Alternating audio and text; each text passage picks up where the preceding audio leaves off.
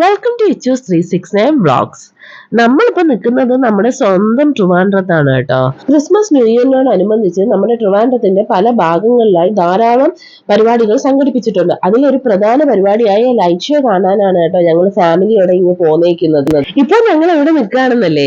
ഇപ്പൊ ഞങ്ങൾ നിൽക്കുന്നത് മ്യൂസിയത്തിന്റെ അടുത്തുള്ള കനകക്കുന്നിലാണ് കേട്ടോ. നിങ്ങൾ ഈ കാണുന്ന ലൈറ്റ് ഇല്ലേ, അത് നമ്മുടെ കനകക്കുന്നിന് മുമ്പുള്ള ഒരു ചർച്ചിലെ ലൈറ്റ് ആണ് കേട്ടോ. പറയാതിരിക്കാൻ അടിപൊളി, അതിഗംഭീരം എന്നൊക്കെ തന്നെ പറയേണ്ടിയിരിക്കുന്നു. സത്യം പറഞ്ഞാൽ ഇതൊക്കെ വീട്ടിൽ ഇരുന്ന ഫീല് ചെയ്യത്തില്ല കേട്ടോ. നേരെ ഇങ്ങ് പോകുന്നേര് ട്രിവാൻഡ്രത്തോട്ട് ഒരു 6 മണി കഴിയും. എങ്കിൽ മാത്രമേ നമ്മുടെ കണ്ണിന് കുളിർമ നൽകുന്ന ഈ കാഴ്ചകൾ നമുക്ക് കാണാൻ പറ്റുള്ളൂ കേട്ടോ. മുതിർന്നവർക്കും കുഞ്ഞുങ്ങൾക്കും എല്ലാം ഒരുപോലെ ഇഷ്ടപ്പെടുന്ന ഒരു കാഴ്ച തന്നെയാണ് ഇവിടുത്തെ ലൈറ്റ് എഫക്ട്. നമുക്കെല്ലാം മദ്യം മറന്ന് നമ്മൾ വേറെ ഏതോ ലോകത്തെന്ന പോലെ നമ്മൾ ഈ സ്റ്റാഴ്സും ഈ ലൈറ്റും എല്ലാം കണ്ടെത്തി നിൽക്കും കേട്ടോ. സമയം പോകുന്ന അറിയത്തില്ല, ഒരുപാട് നടക്കാനുണ്ട്, അത് പറയുന്നത്. പക്ഷെ ആ നടക്കുമ്പോൾ നമുക്ക് ഫീൽ ആവത്തില്ല, കാരണം ഈ ലൈറ്റും കാഴ്ചകളും എല്ലാം കണ്ടല്ലേ നടക്കുന്നത്. ലൈറ്റൊക്കെ കണ്ടു വരുമ്പോൾ നമ്മുടെ മ്യൂസിയത്തിന് മുന്നിലായിട്ട് ഇതുപോലെ കുഞ്ഞു കുഞ്ഞു ഭക്ഷണശാലകളുണ്ട്. അപ്പൊ ഞങ്ങൾ ഓൾറെഡി ഫുഡൊക്കെ കഴിച്ച് വന്നത് കൊണ്ട് തന്നെ ഞങ്ങൾ ഇതൊന്നും വാങ്ങിയില്ല. നമുക്ക് നേരെ വസന്തോത്സവം നടക്കുന്ന കനകക്കുന്നിലോട്ട് പോകാം. അല്ല, ഞാൻ ഇപ്പോഴാ ഒരു കാര്യം ശ്രദ്ധിച്ചത് കേട്ടോ. നമ്മൾ കഴിഞ്ഞ പ്രാവശ്യം ഓണത്തിന് വന്നപ്പോൾ മ്യൂസിയവും അതിന് ചുറ്റുപാടും എല്ലാം നല്ല ലൈറ്റായിരുന്നു, വെട്ടിത്തിളങ്ങുകയായിരുന്നു. പക്ഷെ ഇപ്രാവശ്യം മ്യൂസിയം എല്ലാം പാവം മൂകത പിടിച്ച് കിടക്കുവാണ്. അവിടെ ഒന്നും ഒരു ലൈറ്റും ഇട്ടിട്ടില്ല കേട്ടോ.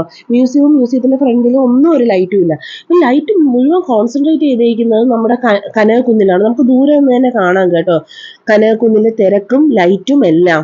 നമ്മൾ പ്രതീക്ഷിച്ചതുപോലെ തന്നെ കേട്ടോ, നല്ല തിരക്കാണ് ഇവിടെ.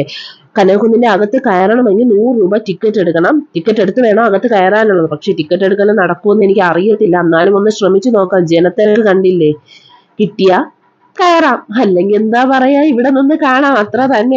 തിരക്കിനും ഇടയിൽ എങ്ങനെയെങ്കിലും 2 ടിക്കറ്റ് എടുത്ത് ഞങ്ങൾ അകത്ത് കയറി കേട്ടോ. ഇന്ന് നമുക്ക് അകത്തെ കാഴ്ചകൾ കാണാം. അകത്ത് നല്ല രീതിയിലുള്ള സെറ്റിങ്സ് ആണ് കേട്ടോ നടക്കുന്നത്. പക്ഷെ എനിക്ക് ഇവിടെ ഒരു കാര്യം മനസ്സിലായതേ, വസന്തോത്സവം കാണാനാണല്ലോ നമ്മൾ ഈ 100 രൂപ കൊടുത്ത് കയറിയത്. പക്ഷെ വസന്തോത്സവം കാണാന്നുള്ള മോഹമൊന്നും ആർക്കും വേണ്ട. കാരണം ഈ ചെടികളെല്ലാം ഇരുട്ടത്താണ് വെച്ചേക്കുന്നത്. അവിടെ ഒന്നും അത്ര ലൈറ്റ് എഫക്റ്റ് ഒന്നുമില്ല. വസന്തോത്സവം ആസ്വദിക്കണമെന്നുള്ളൊരു പകല് തന്നെ വേണം, ലൈറ്റ് കാണാനുള്ള ഒരു രാത്രിയും വരണം. അതാ എനിക്ക് ഫീൽ ആയത് കേട്ടോ. പിന്നെ കോഫി ഷോപ്പും കാര്യങ്ങളും എല്ലാം ഉണ്ട്, വലിയൊരു ക്രിസ്മസ് ട്രീ, പിന്നെ റെയിൻഡിയറിന്റെ ഒരുപാട് കാര്യങ്ങളുണ്ട്. നമുക്കത് ജസ്റ്റ് ഒന്ന് കണ്ടുപോകാം.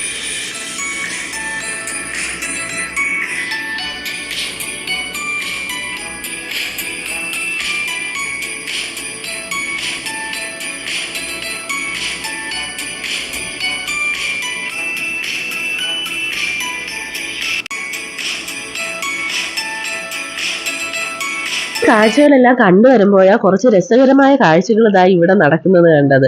100 രൂപ ലാഭിക്കുന്നതിന് വേണ്ടി കുറെ ചേട്ടന്മാരും അതിൽ ചാടുകയാണ്. അപ്പോഴാ ഞങ്ങൾ ഓർക്കുന്നത്, 100 രൂപയ്ക്ക് 2 ടിക്കറ്റ് എടുക്കാൻ വേണ്ടി എത്ര മണിക്കൂറാ ഞങ്ങൾ അവിടെ നിന്നതെന്നറിയാം. 5ഉം 10ഉം സെക്യൂരിറ്റിയാ ഓരോ ഗേറ്റിന് മുന്നിൽ നിർത്തിയേക്കുന്നത് ടിക്കറ്റ് ചെക്ക് ചെയ്യാൻ. ഇതൊക്കെ വെച്ച് നോക്കുമ്പോൾ ഇവർക്ക് എന്ത് എളുപ്പമാ, ചാടി കടന്നാൽ പോലും ഇതൊന്നും അറിയണ്ട. പിന്നീട് കണ്ട ഒരു രസകരമായ സംഭവം എന്താ, ഈ കാറ് തന്നെയാണ് കേട്ടോ. നമ്മുടെ MVD പല നിയമങ്ങൾ കൊണ്ടുവരുന്നതിനിടയ്ക്കും ഈ കാറിനെ ഇത്രയും മനോഹരമായി ഡെക്കറേറ്റ് ചെയ്ത് കൊണ്ടുവന്ന് ഈ ചേട്ടന്മാരുടെ ചങ്കുറപ്പിനെ തന്നെ സമ്മതിക്കേണ്ടിയിരിക്കുന്നു. പക്ഷെ പിന്നീട് അറിഞ്ഞത് ഈ കാർ കൊണ്ടുവന്ന് ചേട്ടന്മാരെ പൊക്കി എന്നാണ് കേട്ടോ MVD. നമുക്ക് എന്തായാലും വന്നപ്പോൾ കുറച്ച് രസകരമായ കാഴ്ചകളൊക്കെ കാണാൻ പറ്റി. അതുപോലെ നിങ്ങളും ഇവിടെ വന്ന് ഈ ലൈറ്റ് ഷോ എല്ലാം എക്സ്പീരിയൻസ് ചെയ്യണം. ക്രിസ്മസ് ന്യൂ ഇയർ പ്രമാണിച്ച് നടക്കുന്ന ഈ ലൈറ്റ് ഷോ ജനുവരി 2 വരെ ഉണ്ട് എന്നാണ് അറിഞ്ഞത്. അപ്പൊ നിങ്ങൾ എല്ലാം വരണം, കാണണം.